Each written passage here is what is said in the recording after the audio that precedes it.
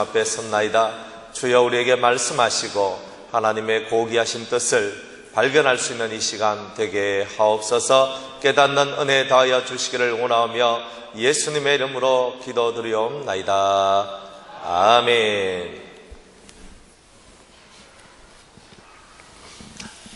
예수님께서는 제자들과 함께 이스라엘 전역을 다니시면서 많은 가르침, 교육을 하시고, 그리고 또 병을 고쳐주시고 귀신을 쫓아내주시고 죽은 자를 살려주시는 그런 일들을 계속 하셨습니다. 많은 일들을 하셨는데, 그런데 그 중에 가장 중요한 것이 있습니다. 중요한 게 뭐냐 하면 가르치시는 일을 하셨다는 겁니다. 그래서 예수님이 살아계시는 그 당시에도 그 제자들과 자신을 따르는 무리들을 가르치셨던 주님께서 오늘날 지금도 그 가르치시는 일을 끊지 아니하시고 끊임없이 우리들을 가르치시고 양육하시는 주님을 우리는 배울 수 있는 거죠.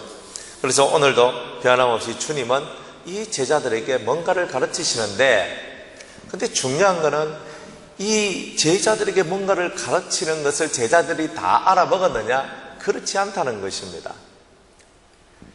여러분들 말씀을 여러분들이 듣고 설교를 여러분들이 들으면서 모든 것을 다 이해하면 좋은데 다 이해하지 못하는 부분들이 나올 수 있다는 겁니다. 그런데 왜 우리가 하나님 말씀을 듣습니까? 왜 우리가 하나님 말씀을 가까이 해야 됩니까? 지금은 우리가 이해하지 못하더라도 때가 차면 그 말씀들이 이해되어질 날들이 온다는 겁니다. 부모님이 자식들을 바라보면 항상 자식의 부족한 면을 먼저 보게 되어 있습니다. 그래서 내 자식은 이게 부족하고 이게 부족하니까 이 부분을 좀 다듬어 줘야 되겠다. 그럼 내가 어떻게 하면 좋을까? 부모의 눈에는 항상 자식이 부족한 것이 먼저 보입니다. 물론 잘하는 것도 보이죠. 그렇지만 잘하는 것보다 못하는 것이 먼저 보입니다. 왜냐하면 못하는 것을 고쳐서 잘하도록 만들어야 내 자식이 온전해질 거라고 그렇게 부모님은 알고 있기 때문입니다. 그래서 그 잘못된 것을 보고 얘야 이것이 좀 틀렸다, 얘야 이것을 고쳐라, 얘야 이렇게 하면 안 된다, 이렇게 얘기를 하죠. 그런데 그 받는 아이는요, 왜 엄마는 왜 저런 말을 할까? 왜 엄마는 저런 말을 하고 왜 아버지는 저런 말씀을 하실까? 굳이 저렇게 말 안 해도 되는데, 그리고 도무지 내가 이해하지도 못한 말들을 하는데 네가 때가 되면은, 네가 나중에 어른이 되면은 다 할 수 있어. 그러니까 지금 잔말 말고 엄마 말 따라, 혹은 아버지 말 따라, 이렇게 얘기를 하는데, 그 자식들은요, 나중에 내가 크면 부모님 부모님이 하신 이 말씀의 뜻을 다 알아먹고 가는 그 말 자체가 그런 말을 왜 지금 하냐고, 이런 마음을 가지면서 자꾸만 부모님이 하신 말씀이 어렵고 또 따라가기도 어렵고 이해하기도 힘든 그런 말들을 할 때 그것을 그냥 드러나 놓지 하고 그냥 지나가 버리는 겁니다. 그런데 때가 되니까 그때 아버지가 하신 말씀이, 어머니가 하신 말씀이 그렇구나, 그때 우리 부모님이 하셨던 그 말씀이 바로 이 말씀이구나 하는 것을 깨닫게 되는 그런 날들이 오더라는 것입니다. 그와 마찬가지로 여러분들이 설교를 듣고 하나님 말씀을 배우고 하나님 말씀을 연구하며 나아가더라도, 여러분들이 아무리 말씀을 많이 들었다 할지라도 그 순간에 모든 것을 다 깨달을 수 있는 것은 아니더라는 것입니다.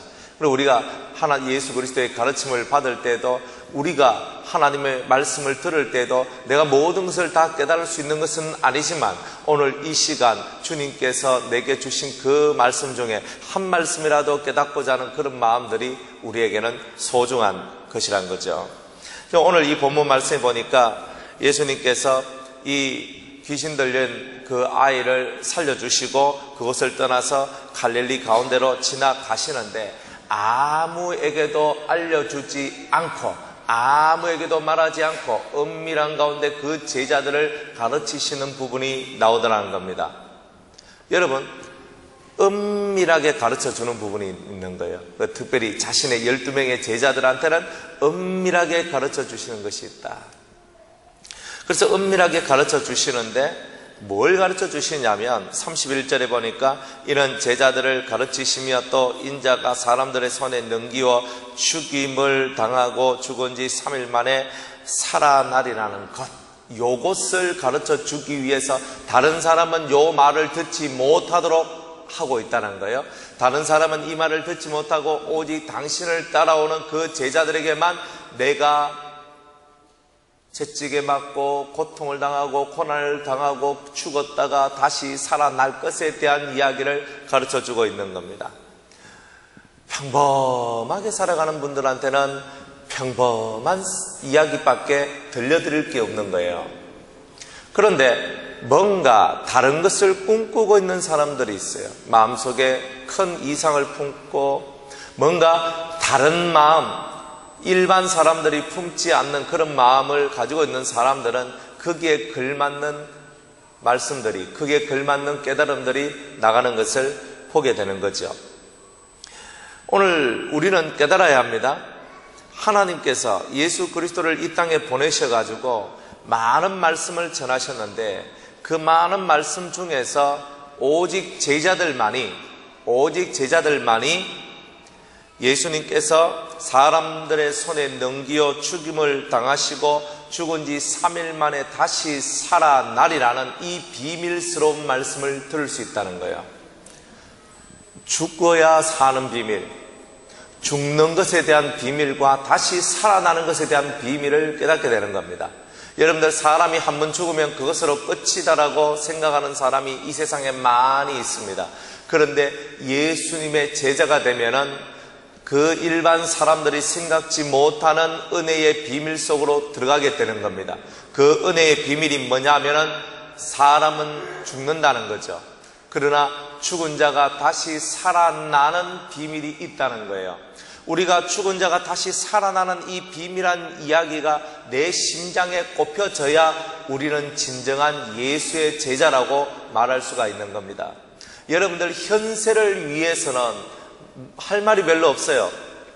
현세를 위해서 여러분 건강하세요? 여러분 하나님 앞에 복을 받으세요?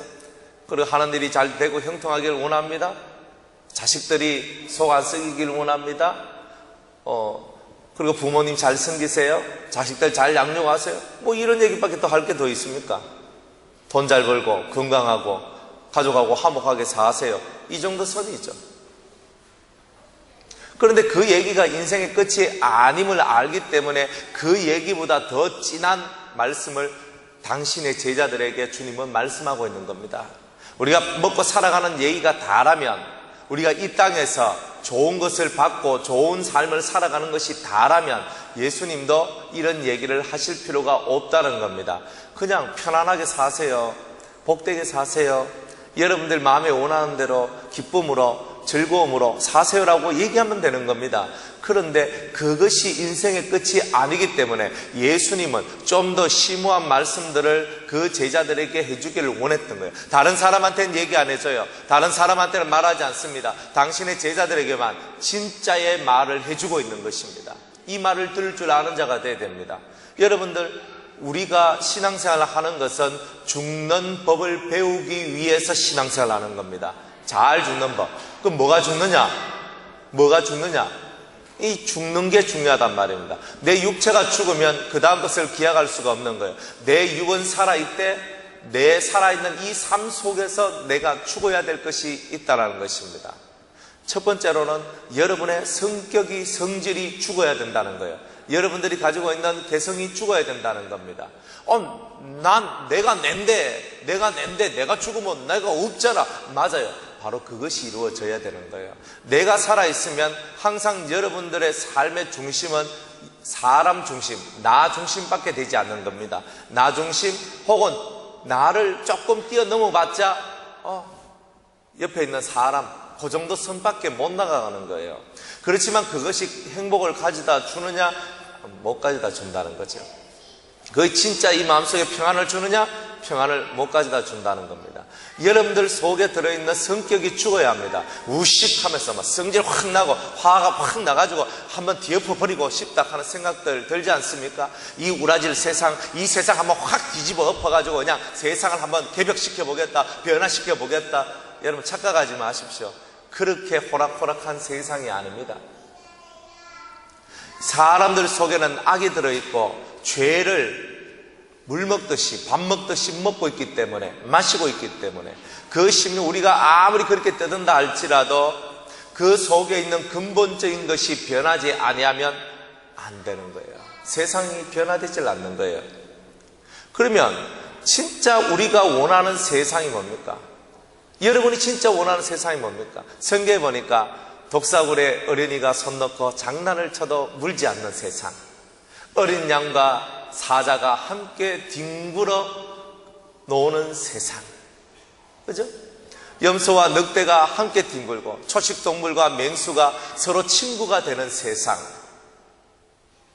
악인이 없고 고통이 없고 눈물이 없는 그런 세상, 그런 세상을 저와 여러분들이 원하지 않습니까? 포악하지 않는 세상, 내가 일한 것에 대해서 정당한 대가를 받는 세상, 맞습니다. 그런 세상이 예수 그리스도의 나라입니다. 우리가 그런 세상을 꿈꾸죠. 그렇지만 이 세상 사람들도 그런 파라다이스를 꿈꾸지만 그런 세상이 오느냐? 오지 않는 겁니다. 왜? 그 법을 모르기 때문에, 그러한 세상을 오게 만드는 법을 모르기 때문에 그런 세상이 오지 않는 것입니다. 여러분의 가정이 평안하고 여러분의 가정이 복이 되고 여러분의 가정이 정말 기쁨과 생명이 충만한 가정이 되기를 원한다면 그것이 이루어질 수 있는 법을 여러분들이 깨달아야 되는 겁니다. 그 깨달음이 뭐냐? 바로 여러분들이 죽는 겁니다. 성질이 죽는 겁니다. 여러분들 속에 있는 개성이 죽어야 된다는 겁니다. 나락하는 것이 죽어야 되는 겁니다. 이 속에 올라오는 것이 얼마나 많은지 모릅니다. 제가 목회를 하면서 가졌던 몇 가지 마음이 있습니다. 안 좋은 마음들이. 첫 번째 마음은 뭐냐? 억울하다는 마음이었어요. 나는 정말 열심히 목회를 하고 나는 정말 최선을 다하고 나는 온 마음을 다해서 나는 했는데 성도들도 몰라주는 것 같고 하나님도 몰라주는 것 같고, 그리고 나는 내가 원하는 것이 아닌 다른 애매한 소리를 들으면서 내 심령이 찢겨지는 것을 봤거든요. 그래서 내가 억울하다. 때로는 무거운 짐을 지고 가면서 왜 저 사람들은, 왜 성도들은 짐도 안 지고 가고 왜 내 혼자 짐을 지고 가야 되느냐, 이런 생각을 하니까 억울하다. 저 사람들은 저렇게 평안하게 자기가 원하는 것을 다 하면서 살아가는데 나는 내가 원하는 것 하지도 못하고 이렇게 살아가네. 억울하다. 어떤 사람은 자기 성질을 다 피워가면서 신경질 나면 성질도 내고 짜증나면 짜증도 내고 화가 나면 화도 내면서 살아가는데 나는 그렇게도 못하고 한번 좀 속이 그래가지고 한번 화를 내면 그것 때문에 가슴이 아파가지고 심장이 상하고 그렇게 살아가는 나를 바라보면서 억울하다. 억울한 거예요. 내가 왜 그렇게 살아가야 되는가? 살아갈 이유가 있나? 그렇게 뭐 해야 될 이유가 있나? 내 혼자 뭐 짐을 짓고 내 혼자 이걸 하고 내 혼자 저걸 하고 내 혼자 북치고 장구치고 할 거 뭐 있나? 근데 억울하다 하는 생각을 많이 했습니다. 그 억울함들이 속에 들어오니까 마음이 불편한 거예요. 사람들을 볼 때 불편한 거예요. 꼴이 보기 싫은 거예요. 꼬라지가 보기 싫다. 다 자기밖에 모르거든. 그래, 다 자기밖에 모르고 자기 새끼 뭐 자기 가정 자기 뭐 내 자존심 뭐 내 뭐 어찌고 저찌고 다 그것밖에, 제 눈에는 그런 것밖에 안 보이는 거예요. 그러니까 내가 뭐 이렇게 한들, 내가 이렇게 뭐 한들, 내가 뭐 희생을 하든 헌신을 하든 내가 뭘 버리든 내가 뭘 내려놓든 그게 뭐 재미가 없다. 억울하다. 그런 마음이 드니까 모든 것이 회색으로 보이기 시작하는 거예요. 내가 왜 억울하다는 마음을 가지게 됐는지 그 시작이 어딘지도 저는 몰랐었거든요. 그런데 어느 순간부터 억울하다. 그리고 또 나만이 더 많은 괴로움을 받고 있는 것 같다. 근데 그런 생각을 저만 가지는가 싶었더니만 사람들이 다 가지고 있더라고요. 다 가지고 있어요. 억울하다. 이 마음속에서 억울하다. 힘들다. 왜 내 마음? 근데 왜 그런 마음을 가지게 됐는가 하면서 저 자신을 살펴보니까 내가 이 세상 속에서 사람들한테 인정을 받고 싶어 하는 마음이 있다는 것을 발견했는 거예요.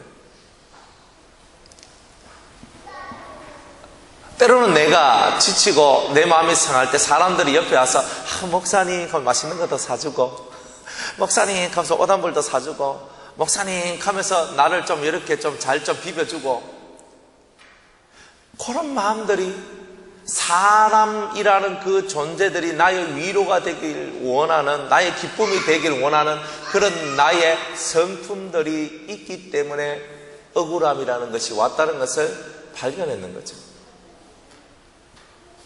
그러면서 사람들이 나를 이해해 주길 원하고, 사람들이 나를 사랑해 주길 원하고, 사람들이 나를 좋아해 주길 원하고, 계속 그 사람의 세상 속에 묻혀있는 나의 모습을 발견하게 된 거예요. 근데 어느 순간 그것을 딱 발견하면서, 그렇구나, 내가 아직 죽지 못했구나, 내가 아직 사람한테 인정받기를 원하는구나, 장로님들이 날 인정하고, 권사님들이 날 인정하고, 집사님들이 날 인정하고, 나를 사랑해주고 나를 좋아해주고, 이런 사람이 되기를 원했던 거예요. 그래서 많은 사람들이 나를 인정해주면서 인기 있는 목사가 되고, 또 존경받는 목사가 되고, 좋아하는 목사가 되기를 원하는 그런 마음들이 이 속에 많이 있음을 발견했는 거죠. 내가 아직 죽지 못했구나. 내 성품이, 그게 바로 나의 성품이었거든요. 사람들이 내게로 많이 몰려오면은 기쁘고, 사람들이 내게서 떠나가면은 슬프고, 나를 좋아하고 나를 추종하는 사람들이 많아지면 내가 기분이 역시 좋고, 나를 별로 좋아하지 않고 나를 멀리하는 사람들이 많으면은 마음이 슬프고, 결국 내 안에 있는 나라는 내 자신을 죽이지 못하고, 내 성품 하나 이기지 못하고, 내 안에 있는 나 자신 하나도 컨트롤하지 못하는, 너무나 연약하고, 좀 나쁜 말로는 저 자신이 너무나 비굴한 자라는 것을 깨달았던 거예요. 다른 사람에 의해서 내 자신이 좋고 나쁨이 결정되는 비굴한 인생을 살고 있더라는 거예요. 그런데 주님은 그것이 아니다, 네가 죽어야 된다 그랬어요. 그럼 내가 뭘 죽여야 됩니까? 내 이만큼 성품도 많이 죽였잖아요. 제가 많이 참았잖아요. 근데 그 이상의 것이 있다 그러시는 거죠. 그럼 뭐가 죽어야 되는가? 세상의 사람들에 대한 기대가 죽어야 된다는 거예요. 여러분, 성품이 죽는다는 것은요, 왜 성품이 살아있느냐 하면 어떤 사람에 대한 기대심이 있다는 거예요. 사람들에 대한 기대심, 회사에 대한 기대심, 가정에 대한 기대심, 그 기대들이 있는데 그 기대가 충족되지 아니할 때는 여러분의 성질이 올라오기 시작하는 거예요. 에이씨! 두드러 부수고 깨고 으아! 소리 지르고. 그게 바로 우리의 모습이더라는 거죠. 근데 주님은 죽어야 돼, 죽어야 돼, 죽어야 네가 다시 살지, 죽는 법을 깨닫지 못하는 사람은 사는 법을 깨달을 수가 없다는 겁니다. 예수님이 하늘의 아들이신, 하나님의 아들이신 예수님이, 하늘의 왕자였던 예수님이 이 땅에 내려와서 뭐 때문에 우리를 위해서 죽으셨겠습니까? 이유는 우리가 죽는 법을 깨닫지 못하면 사는 법을 알지 못하기 때문에 죽는 법을 가르쳐 주시기 위해서 우리에게 오셨다는 거예요. 그래서, 그런데 그건 비밀이란 말이에요. 내가 어떻게 하면 죽을 수 있을까? 내가 어떻게 하면 잘 죽을까? 목숨이 끊어지는 것이 아니라 내가 어떻게 하면 내 안에 있는 내 안에 있는 내가 아닌 또 다른 나가 어떻게 하면 죽을 수 있을까 하는 그 문제에 대한 비밀을 당신이 사랑하는 제자들한테 쏙딱히 얘기해 주기를 원하셨던 거예요. 여러분들 자신의 성질이, 성품이 죽었다고 생각하십니까? 제가 바깥에서 나가서 집회를 하잖아요. 집회를 하는데, 야, 이번에는 어떤 분을 만났냐면 5년 전부터 해가지고 망하는 거예요. 망해. 그래가지고 집도 날아가고 뭐도 날아가고 이것도 날아가고 배도 날아가고 막 팍팍팍 날아가는 거예요. 그러면서 5년 동안 막 계속 그 집이 무너지기 시작하는 거예요. 그래가지고 얼마 전에는 집까지 경매에 넘어갔어요. 그러니까 이제 뭐 집에도 이제 못 있고 이제 쫓겨나야 될 판이에요. 그런데 그분 여러분들한테 한 가지 소망이 있습니다. 뭐냐면은 저 전라도 쪽에 광산이 있는데 그 광산이 국가에 의해서 이게 어떤 문제가 생겨가지고 국가로부터 배상을 받느냐 못 받느냐 하는 그런 문제가 걸려 있는 거예요. 그래서 제가 물었습니다. 그러면 배상을 받는다면 배상 받을 가치가 얼만큼 됩니까? 라고 제가 물었습니다. 그랬더니 수백억이 됩니다. 이렇게 얘기하는 거예요.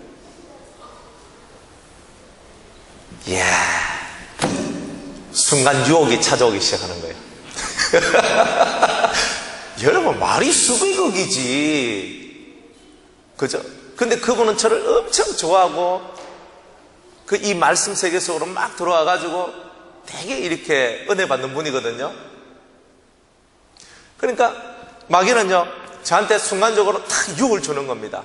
저 사람을 잡아라. 10월 24일 날 그분이 이제 국가에서 이제 그 판결이 내려진대요. 보상을 해주느냐 안 해주느냐 이 문제가. 근데 보상해줄 가망성이 많대요. 그러면은 어떻게 해야 돼요? 내가 잡아야 되잖아요. 우리 25억 필요하니까 딱 잡아가지고 하는 겁니다. 그럼 제가 집사님을 위해서 이 사업을 위해서 제가 금식하며 기도해가지고 이 문제를 이룰 수 있도록 해결할 수 있도록 해줄 테니까 당신이 배상받는 그 부분의 11조를 우리 교회에 하십시오 라고 얘기할 수도 있는 거예요. 그러면 200억이면 20화, 그죠? 300억이면 30화. 할렐루야. 얼마나 좋습니까? 그런데 그런 마음이 싹 이렇게 내 속에 딱 들어오려고 그러는데 제가 제 마음속에서 뭐가 딱 올라오냐면은 사람을 의지하지 말라 하는 거예요. 유혹이 오지 않겠습니까? 왜? 뭐 이 돈 때문에 고생하고 있는데, 그죠? 그분 하나만 딱 잡고 있으면 문제 해결되는 거예요. 만약 200억 정도 받았다. 그런데 뭐 20억 정도 내줄 수도 있는 기지. 그분 내한테 한참 지금 은혜 받고, 그죠? 그 부부가 내 애가 탁 은혜 받고 쫙 오고 있는데 할 수 있지. 근데 주님은요, 그런 마음이 죽어지길 바라는 거예요. 그 사람을 바라보는 자가 되지 말라는 거예요. 죽으라는 거예요. 네가 네 마음속에 사람을 향한 기대심, 사람 속에서 뭔가 나올 것 같은 그 기대심들을 다 버려라. 그게 죽는 거였다는 거예요. 여러분들 누구를 향해 기대심이 있습니까? 여러분들 자식을 향하여 기대하십니까? 지혜야, 내가 널 기대해. 원영아, 난 너 기대해. 여러분들 기대하면요, 그 사람들이 얼마나 부담스러운지 아십니까? 기대심을 갖고 있는 나도 내 자신한테 부담스러운 거예요. 사람을 향한 모든 기대심들을 죽이는 겁니다. 그런데 그 기대심이 죽어지니까 내 성질이, 내 인간적 성질이 죽어지는 것을 보게 되는 겁니다. 사람을 의지하지 말라고 탁 말씀이 나를 확 누르는 겁니다. 그러니까 수백억을 벌 수 있는 그 사람한테, 그 사람을 내가 조금만 요리하면 그 사람 속에 있는 돈을 내가 얼마를 받을 수 있고 그 돈을 통해서 얼마든지 우리의 빚들을 갚아나가며 새로운 시간들을 만들어낼 수 있는데, 그런데 주님은요, 그 사람을 의지하지 말라는 겁니다. 어떤 분은요, 거제도에 땅이 900평을 가지고 있어요. 900평 있는데 그게 시장통에 있는 900평이래요. 그러면은 거제도 땅값이 요즘에 엄청 많이 올라갔거든요. 시장통에 있는 900평 같으면요, 그 돈도 아마 꽤 나갈 거라고 봅니다. 그래서 뭐 한 평에 100만 원 극해도 9억 아닙니까? 900평이면 맞나? 그죠? 200만 원 같으면 18억입니다. 300만 원 같으면 알아서 계산하세요. 그러면요, 집사님, 제가 집사님을 위해서 기도 열심히 하고 금식도 열심히 할 테니까 그 문제 해결되면은 11조 저한테 하세요. 그러면은 10억이면 1억입니다. 20억이면 2억입니다. 돈 버는 거 1도 아니죠. 왜? 제 옆에 그런 분들이 계시니까. 주님은 그것을 눌러야 된다는 거예요. 지금 당장 내 눈앞에 어떤 이익이 있고 틀림없이 내 눈앞에 뭔가가 있어도 그것을 향하여 내 마음이 움직이지 않는 부동심, 흔들림이 없는 오직 그 사람들 세계 속에 빠지지 않고 하늘의 하나님을 향하여 내 마음을 돌리며, 하나님은 저 사람의 마음을 내게로 돌려주시옵소서라고 기도하는 것이 아니라 그 사람 속에 있는 그 물질들이 내한테 옮겨지기를 바라는 그런 마음이 있는 것이 아니라 그 사람들의 신뢰감이 내한테 묻어 들어오기를 바라는 그런 마음이 있는 것이 아니라 오직 하늘에 계신 그 하나님을 사랑하고 그분을 바라보며 그분의 뜻을 이 땅에 이루기를 소망하는 진실한 마음만이 있는 그 사람이 자기의 성질을 죽인 사람이라고 말할 수가 있는 거예요. 그런 사람이 진정한 생명을 얻는다는 거예요. 여러분이 죽지 아니하면 얻을 수 있는 생명도 없는 것입니다. 누군가에게 뭔가를 바라지 마세요. 저 사람이 나한테 이것을 해줄 것이다, 저 사람이 나한테 이런 것을 해줄 것이다 기대하지 마세요. 줌으로써 끝나고 줌으로써 행복할 줄 아는 자가 되는 겁니다. 그것을 끝나는 거예요. 내가 이렇게 해주면 저분이 나한테 이것을 해주겠지라고 바라지도 마세요. 저는 그런 걸 옛날에 바라봤거든요. 내가 이만큼 해줬으니까 너도 그 정도는 해줘야 되지 않겠니라고 생각했던 나의 삶들이 있었습니다. 그런데 어느 순간인가 그것이 너무나 철이었고 하나님이 보실 때 너무나 철다구니가 없는 삶이었다는 거죠. 아니구나, 내가 해준 것으로 만족하는 겁니다. 줌으로 만족하는 거예요. 그것으로 끝나는 거예요. 더 이상 바라보지 말라는 거예요. 그리고 하나님만 바라보는 거예요. 주님, 저는 줌으로서 제 할 일이 끝났습니다. 저의 인생은 주님의 것이고 제가 필요한 것이 있다면 저는 늘 주기도문을 외우듯이 일용할 양식을 내게 주옵시고, 내가 필요한 것이 있으면 주님은 늘 내 삶 속에 그 필요한 것을 주시지 않겠습니까? 그러니 내가 사람을 의지할 필요도 없고 사람을 바라볼 필요도 없습니다. 단지 그분들을 위하여서 제가 희생해야 될 부분이 있다면, 제가 섬겨야 될 부분이 있다면, 제가 드려야 될 부분이 있다면 아낌없이 그것을 하는 것이죠. 제가 없다면 못하겠지만 있다면 할 수 있는 부분이 있지 않겠습니까? 주님의 뜻을 이루어 나가는 그 삶을 살아가는 것이 곧 우리가 사는 법이고 우리가 영생을 얻는 법이라고 주님은 우리에게 말씀을 하고 있는 것입니다. 그러나 제자들은요, 이 말씀을 깨닫지 못하고 묻기도 무서워했다라고 얘기합니다. 여러분, 자기가 죽어가는 것은 하나의 비밀이에요. 여러분들 속에 있는 이 기대심, 여러분들 마음에 어떤 욕망이 충족되기를 바라는 그 모든 마음들이 죽어야 되는 겁니다. 죽으면 새로운 것이 열려지기 시작하는 거예요. 새로운 세상이 열리는 거예요. 그런데 이 제자들은 너무나 세속적이었고 이 세상 속에 살아가는 사람들이었기 때문에 세상의 것 속에서는 도무지 예수님이 하시는 말씀을 이해할 수가 없었다는 거예요. 아직 비워지지 못하고 아직 깨닫지 못한 그 영혼들은 그 말을 따라 살기가 너무 두렵고 무서웠던 거예요. 그러나 오늘 사랑하는 성도들이요, 여러분들은 이 말씀을 두려워하지 말고 가슴으로, 영혼으로 이 말씀을 받아들여야만 한다는 겁니다. 그러면 여러분들이 이제껏 보지 못했던 새로운 세계가 열릴 것이고 그 새로운 세계 속에서 여러분들은 날개짓을 치며 저 공활한 저 하늘을 나는 새, 자유롭게 하늘을 나는 새와 같이 여러분들의 영혼이 자유로워진다는 겁니다. 세상을 살아가는데 우리가 가지지 말아야 될 마음이 몇 가지가 있습니다. 첫 번째는 미움이라는 것입니다. 내 성질이 남아있기 때문에 내 안에 미움이라는 것이 생겨나는 거예요. 그 여자, 그 남자, 이놈, 저놈 하면서 이 속에 있는 미움이 올라왔다는 것은 아직 내가 죽지 아니했고 내 성질이 죽어지지 아니했기 때문에 오는 것입니다. 내 속에 있는 성질이 죽어지면 미움이 사라지는 거예요. 두 번째로는 세상에 그 어떤 것에 대한 부러움이 없어야 된다는 거예요.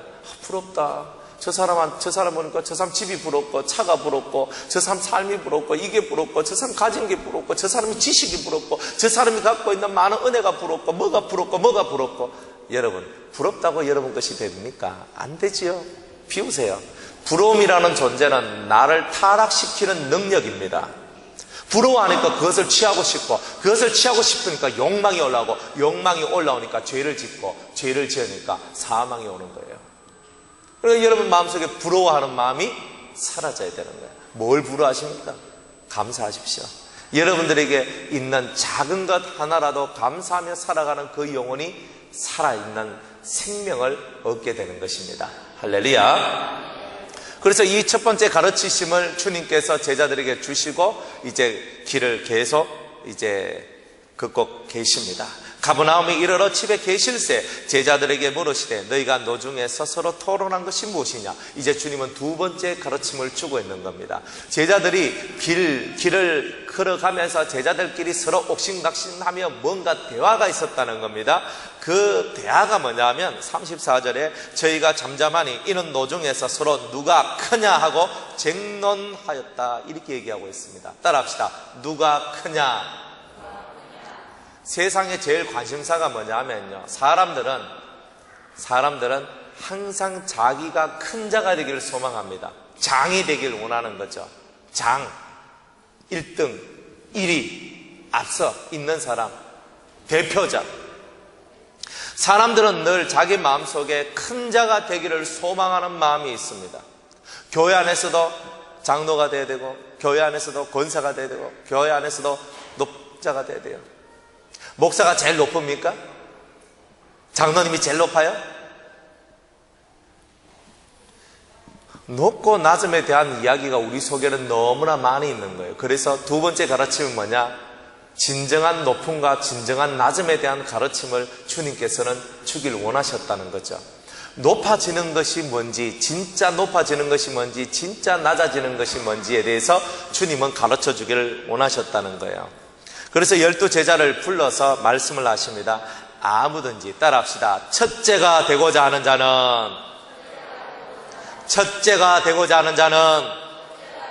무사람의 끝이 되어야 한다. 이 가르침을 주신 거예요.